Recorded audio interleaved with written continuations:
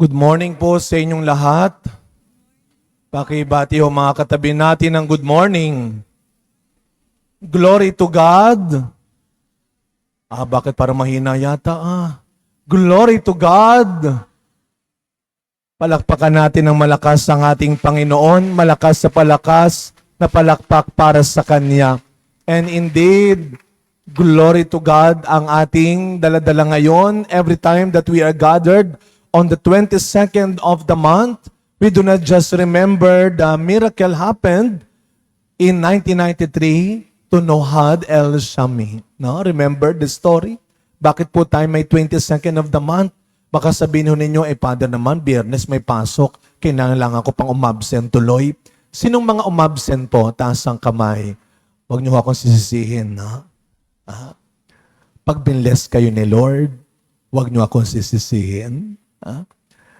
Yung iba ho, kailangan lang ho namin gawing 8 o'clock now before anything else. We would like to thank our dear fathers who are here with us, celebrating the Eucharist with us. Yung isa sa kanila galing pa ng Calamba, from the Diocese of San Pablo, Laguna, si Father Jezreel. Palakpakan ho natin si Father Jezreel because next week, nandun tayo sa kanilang parokya, no? Sa Calamba.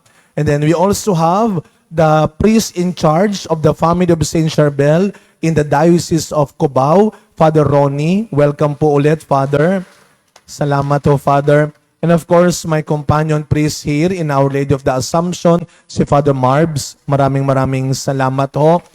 At binibiro ako kanina ni Reverend Joshua. Wow, Father, 3 ang deacon mo ngayon. Dinaig mo pa ang kardinal, no? Hindi ho sa akin dahil yung kay Saint Charbel. So we thank Reverend Joshua, Reverend Joniel, and Reverend John Mark for being here. Palakpakan ho natin ang ating mga deacons. So they are also preparing for their ordination as a priest, no? So lahat tayo a-attend sa ordination nila, 'di ba? Invited nyo kami, no? Invited nyo kami, 'di ba? So sila ho ay mga baby ni Saint Charbel dahil pag sila'y naging pare, we will pray for them that they will also help us in the propagation of the devotion to Saint Charbel. No? We pray for our deacons, our seminarians also are here. Tumutulong ho sila sa atin mula sa San Carlos Seminary. Meron pa bang ibang seminary? San Carlos Seminary lang ba? San Carlos Seminary. Pagdasaluhan natin sila. At salamat ho, si Father Ronnie, montik nang malate kasi binago namin yung time, di ba ho? Naging 8 o'clock. Last month, 9 a.m. Sapagkat yung init ho ay matindi pa rin.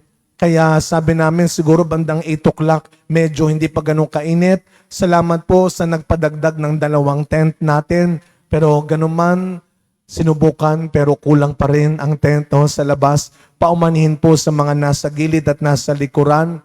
Paumanihin po sa kakulangan pa rin ho. Yung upuan po may nadagdag na. Pero ang lahat ng ito ay galing din po sa tulong ninyo.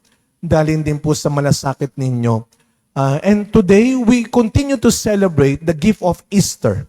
And this is the last week of Easter. Last Sunday, we celebrated the Ascension Sunday. At this coming Sunday ho, the end of Easter season, Pentecost Sunday. Ang pagbaba ng Espiritu Santo.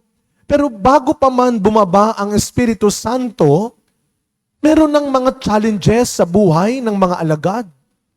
Because when they started to continue the mission of Christ, they also experienced challenges, persecutions. Siguro po kung minsan tayo sa pananampalataya natin, nakakaranas din tayo ng pagsubok. At yung pagsubok na iyon ay hindi galing sa ibang tao. Kung minsan, ang mahirap at masakit ay yung tanungin, pagdudahan, at minsan kutsain ng mga taong malapit sa atin ang pananampalataya natin. Ang ginagawa natin. So do not be discouraged. Dahil binalaan na tayo ni Kristo ang kanyang mga alagad. Bago siya bumalik sa langit, marami siyang binilin sa kanyang mga alagad. You will also experience persecutions, challenges. Pero ano ang assurance ni Kristo? Huwag kayong mag-alala. Bago nyo padanasin yan, minsan sasabihin natin, bago nyo padanasin, dinanas na niya. Hindi lang. Hindi lang niya dinanas. Makinig po kayo. Sabi ni Kristo, bago nyo padanasin yan, napagtagumpayan ko na yan. Nakita niyo yung pagkakaiba? Hindi lang natin dadanasin yung paghihirap. Ang inaasahan ni Kristo, dadanasin din natin ang tagumpay. Amen? So hindi lang dahil, kaya ako may sakit kasi this is an offering for Jesus. Kaya ako may cancer, kaya ako ganito kalala ang sakit ko, kaya ako naghihirap ngayon. Sige Lord, because this is for you. Baka sabi ni Kristo sa atin, sandali lang, hindi naman yan ang pinangako ko lang sa inyo. I did not just promise the cross. I also promised work hard and died for your resurrection. Kaya anong sabi ni Kristo? Kung tayo ay mananatili sa Kanya, kung tayo ay maniniwala sa Kanya, kung tayo ay susunod sa Kanya, at higit sa lahat, kung siya ang ating hahangarin, we are not just desiring and preparing ourselves for death, but for the resurrection. Yun ang pangako ni Kristo. Kaya ano bang nakakalimutan natin? Alam ko yung iba sa inyo, may nagpakilala sa akin na, Father, good morning, galing pa kami ng San Pablo. Last month, naalala po ninyo yung galing pa ng Mindanao. Ano bang probinsya niya sa Mindanao? Naalala ninyo? Saan ho? Surigao? Surigao ba? Surigao? Mindanao nga. Saan daw sa Mindanao? Surigao. Meron po ba dito na galing din sa malayo pa na hindi ko nakilala? Meron po ba ng atin naman pong ma-acknowledge? Baka naman magtaas kayo ng kamay, Quezon City lang ho. No? Meron, sister, saan po kayo galing? May lalayo pa ba sa La Union? Mayroon lalayo sa La Union? So, sister, saan po kayo galing pa? Mindanao ho. Saan ho sa Mindanao? Zamboanga? Zamboanga del Norte. May lalayo pa ba sa Zamboanga del Norte? Wag ko kayong mag-alala. Sa Mindanao, we are already arranging. Meron na po nag-invite sa amin from Davao na sana ho and Zamboanga rin. No? Sana matuloy ho kami. Because next week, you pray for us. We'll be visiting Ormoc and Maasin. No? So nandun ho kami next weekend to bring our brothers Saint Charbel. Dahil marami po naghihintay na rin po, nasa Visayas na tayo, Mindanao din. Pero sabi ko nga, next week, kila Father Jezreel tayo sa Calamba. Pero wag natin kakalimutan. Baka may mga nakakalimutan pa tayo. Pakitanong nyo nga po yung katabi ninyo, may nakalimutan ka ba? Pakitanong po yung katabi ninyo, may nakalimutan ka ba? Baka may nakalimutan kayo nakasaksak. Oo nga pala, charge ko nga pala. Nagmamadali ako kanina. Ano pong nakalimutan natin? Mga kapatid, sa lahat ng ginagawa natin ito, huwag nating kakalimutan ng sinabi ni Kristo sa gospel natin.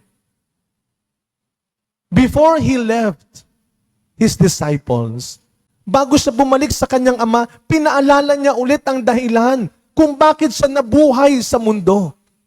Pinaalala niya ang dahilan kung bakit niya tinais lahat ng hirap, kung bakit niya tinanggap ang kamatayan sa krus. Pinaalala ni Kristo, do you love me? With all these things, lahat ng ito, do you still love me? Ginagawa mo ba ito dahil mahal mo ako? Dramang-drama. Ginagawa mo ba ito dahil mahal mo ako? Yan ang tanong ni Kristo. Are you here? Nagbiyahe ka ba ng malayo? Dahil mahal mo si Kristo. Yan ang pinakamahalaga ho. Tayo ba nagvo-volunteer? Tayo ba nagsiserve? Tayo ba nagpupunta dito dahil mahal pa rin natin ng Diyos? Yun pa rin ba ang dahilan? Tandaan natin si Saint Charbel, Ibinigay niya ang kanyang buong buhay, literal, namundok siya. Ibinigay niya ang buong buhay niya bilang pagmamahal sa Diyos. Kaya lagi siyang nakayuko at nakapikit na halos. Dahil isa lang ang gusto niyang mahalin. Wala na kung gusto pang ibang makita. Dahil natatakot siya, kaya nga magandang matuto tayo kay Saint Charbel. Sabi natin, kung gusto, maraming paraan. Kung ayaw, wag mo nang asahan. Hindi lang maraming dahilan yan. Pero anong ginawa ni Saint Charbel? Gumawa siya ng paraan para ang Diyos lamang ang kanyang makita at mahalin. Huwag na tayong magturo ng iba, kasi yung nakita ko, kaya ako natukso, kaya binili ko, kaya ako kinuha. Kahit hindi sa akin. Kahit hindi para sa akin. Gumawa ka naman ng paraan. Tulungan mo rin ang sarili mo kung paano mo mamahalin ng husto ang Diyos. Huwag mong ituro ang ibang bagay, ang ibang tao, kaya ka nagkakamali, kaya ka naghihirap, kaya ka nagkasakit. Gawa tayo ng paraan. Minsan pa, na pag nilayang ko, alam niyo kapag para umangat, gagawa ka ng paraan. Pero pag kailangan mo nang bumaba, ang dami mo ng dahilan. It takes a lot of humility to love the Lord. And so Saint Charbel showed to us, it is possible. Mahirap pero posible. Kaya sana mga kapatid, ito ang huwag nating tatanggalin sa sarili natin. Nagagawin natin ng lahat ng ito kahit mahirap, kahit masakit, at kahit may sakit. Gagawin natin only and always because we love God. Kaya ano ang sabi sa huling bahagi ng gospel? Do you love me? Do you love me? Do you love me? Then feed my lamb. Tend my sheep. Charity is faith and hope in action. Charity is faith and hope in action. If you believe, then you will serve. If you hope, then you will do something. Yun ang ibig sabihin ng pananampalataya at pag-asa. May ginagawa ka. Kaya our devotion, tumitindi na, dumadami na, lumalawak na. Pero ang pinakahahanap ng Diyos dito, dapat may ginagawa na.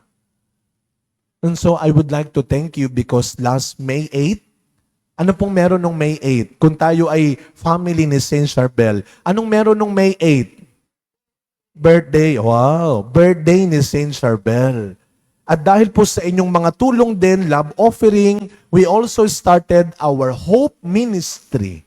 What is the Hope Ministry of the family of Saint Charbel? Ito po yung ating pagdalaw sa mga may sakit sa ospital, particularly sa mga may cancer.